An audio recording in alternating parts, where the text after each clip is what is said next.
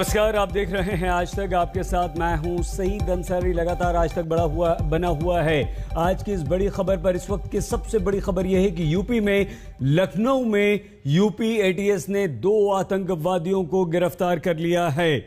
उत्तर प्रदेश की राजधानी लखनऊ में यूपी एटीएस ने अपने सर्च ऑपरेशन के दौरान अलकायदा के इन 2 आतंकवादियों को गिरफ्तार किया।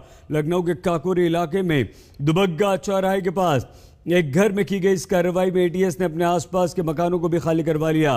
सर्च ऑपरेशन से पहले पुलिस ने पूरे इलाके में बड़ी संख्या में पुलिस को तैनात किया। इलाके की तरफ जाने वाली हर सड़क को बंद कर दिया गया। ये वही इलाका है जहां 2 साल पहले सैफुल्लाह काउंटर हुआ था। आतंकवादियों के पास से प्रेशर कुकर बॉम्ब बरामद हुआ है। इसके बाद बॉम्ब निरोधक दस्ता भी यहां पर पहुंच चुका है। ये दोनों आतंकवादी, इनके पास से कई सारा सामान बरामद हुआ। 3 घरों से गोला बारूद बरामद हुआ।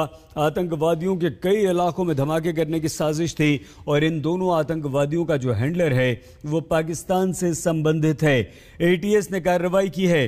कमांडोज एटीएस के वहां पर शामिल थे इस कार्रवाई में। दोनों के पास, जो आतंकवादी पकड़े गए, उनके पास विस्फोटक था, मोबाइल, दस्तावेज, सभी कुछ वहां पर मौजूद था। तो इस संबंध में एटीएस की तरफ से कार्रवाई पूरी होने के बाद जानकारी दी जाएगी। संतोष शर्मा ग्राउंड जीरो से हमारे संवाददाता लगातार इस खबर पर पल पल की जानकारी हमें दे रहे हैं। संतोष, इस समय आज तक के जिन दर्शकों ने टीवी खोला है उनके लिए यह खबर और अभी का अपडेट तस्वीरें दिखाते हुए पूरी खबर बताइए संतोष। देखिए, आज तक के दर्शकों ने बता दूं कि ये आज ऑपरेशन चल रहा है लखनऊ के काकोरी को दुबग्गा इलाका है, जहां पर सुबह से यूपी एटीएस के कमांडोज के द्वारा एक ऑपरेशन चलाया जा रहा है। ये 3 घर है, शाहिद, रियाज और सिराज। ये पहला घर, ये शाहिद का घर है। ये गैराज चलाते हैं। 8 से 9 साल पहले ये दुबई गए थे। दुबई से लौटने के बाद ये परिवार के साथ यहाँ पे रहते हैं। इनकी उम्र 50 से 55 साल के बीच में बताई जा रही है। दूसरा घर रियाज का है। रियाज सरकारी विभाग से, उत्तर प्रदेश के खाद्य रसद विभाग से रिटायर्ड बताए जा रहे हैं। वो रिटायर्ड हो चुके हैं 3-4 साल पहले, यानी 60 साल से ज्यादा की उम्र है। उनके घर में उनका एक बेटा रहता है, शादीशुदा है, उनकी पत्नी रहती है और उनकी बहू रहती है।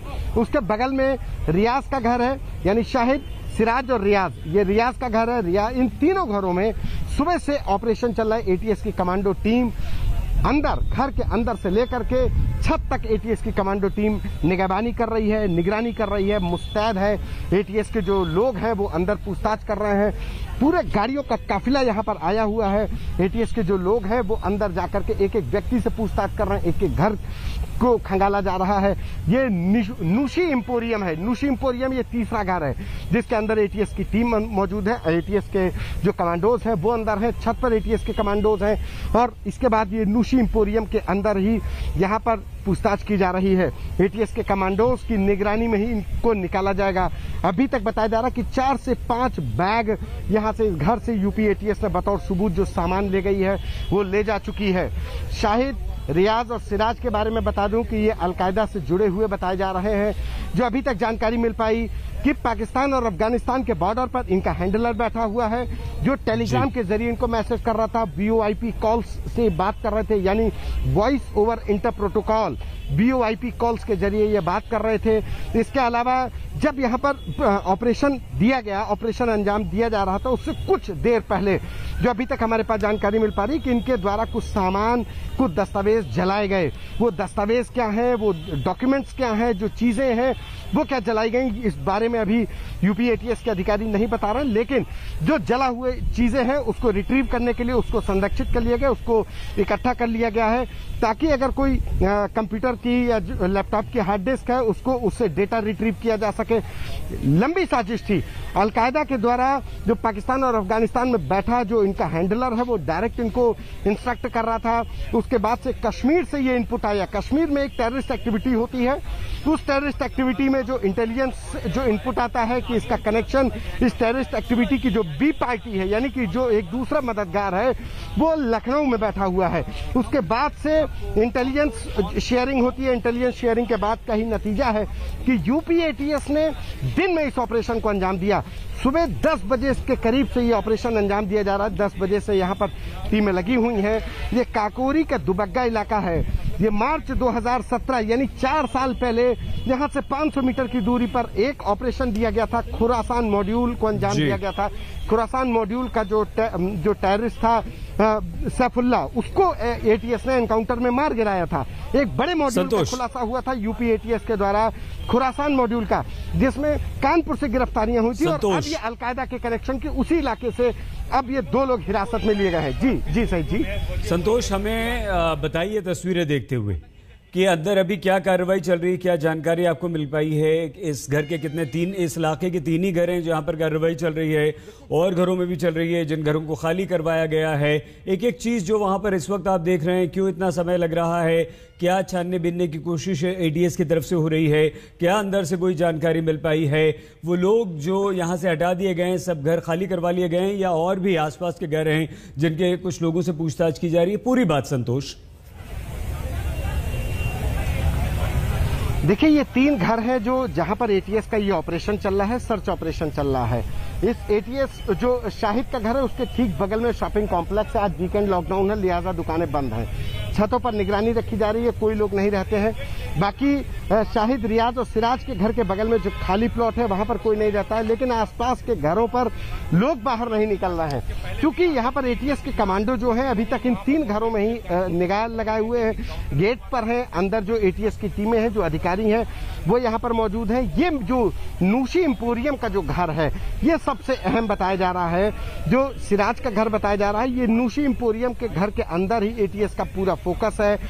या तो ये अंदर से तीनों कनेक्टेड घर हैं, ये एक बड़ी बात है, क्योंकि इन शाहिद, रियाज, सिराज का आपस में अभी तक कोई रिश्ता नहीं आया है कि आपस में कोई रिश्तेदार है या कोई इनकी आपस में कनेक्टिविटी है। लेकिन एटीएस की जो टीम है वो अंदर लगातार पहुंची हुई है, लगातार जो अधिकारी हैं वो जानकारी जुटा रहे हैं।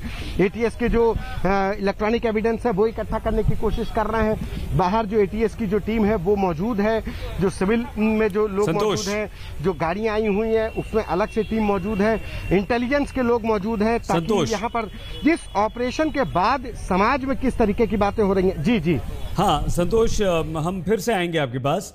आप और जानकारी वहां पर हासिल करने की कोशिश कीजिए, तस्वीरें लगातार दिखाते रहिए।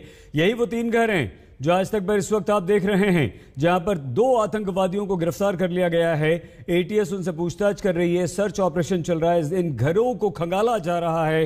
प्रेशर कुकर बॉम्ब यहां से बरामद हुए हैं, यहां से हथियार बरामद हुए हैं, यहां से कुछ ऐसे दस्तावेज बरामद हुए हैं जो देश विरोधी दस्तावेज हैं। यहां पर एक बड़ी आतंकवादी साजिश को बेनकाब किया गया है। ये वो इलाका है जो इस समय आप देख रहे हैं, और ये एटीएस के कमांडोज हैं जिन्होंने इस पूरे इलाके को घेरा गया है। इन तीनों घरों की तरफ जाने वाले हर रास्ते को बंद कर दिया गया। ये देखिए, ये एक्शन में कमांडोज हैं। मुकुंद गोयल, डीजीपी गोयल क्या कह रहे हैं इस ऑपरेशन के बारे में, सुनिए।